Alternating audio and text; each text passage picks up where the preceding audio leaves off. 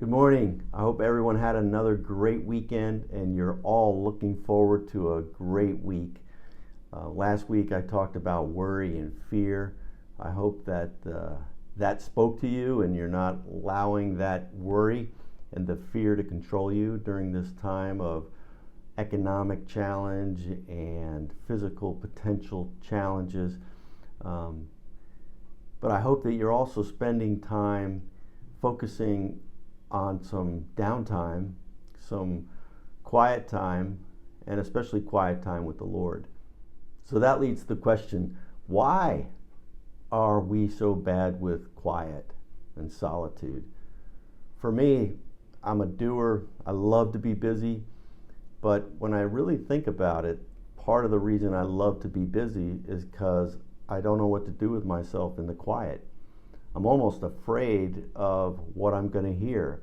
When I spend time with God, a lot of times He directs me and leads me into thinking of things that I don't necessarily want to think about relationships, about what I can do more of, what I should do less of.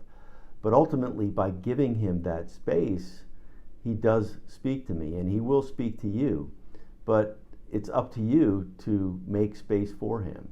So are you willing to take this time? I know that a lot of you have small kids and the thought of solitude is not even a reality right now, but we all can make more time for God and just sit and be able to be quiet and listen. In fact, Jesus withdrew often from the disciples to have time of prayer. In Luke 5:16, it's a simple one-liner, but Jesus often withdrew to lonely places and prayed.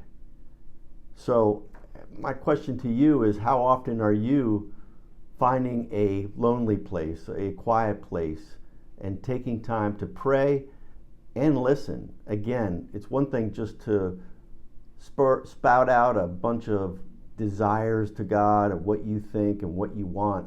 It's a whole nother level, a whole nother layer of a relationship to sit and listen and understand what God has for you and what He is saying to you.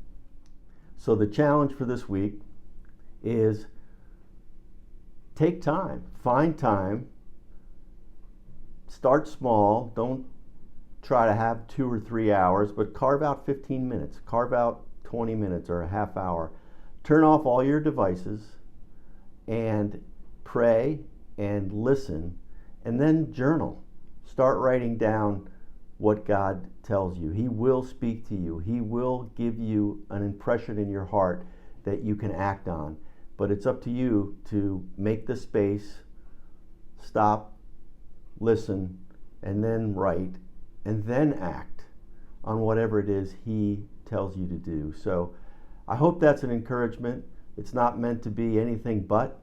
So take some time and do it this week, and I'd be thrilled to hear the results. Have a great week.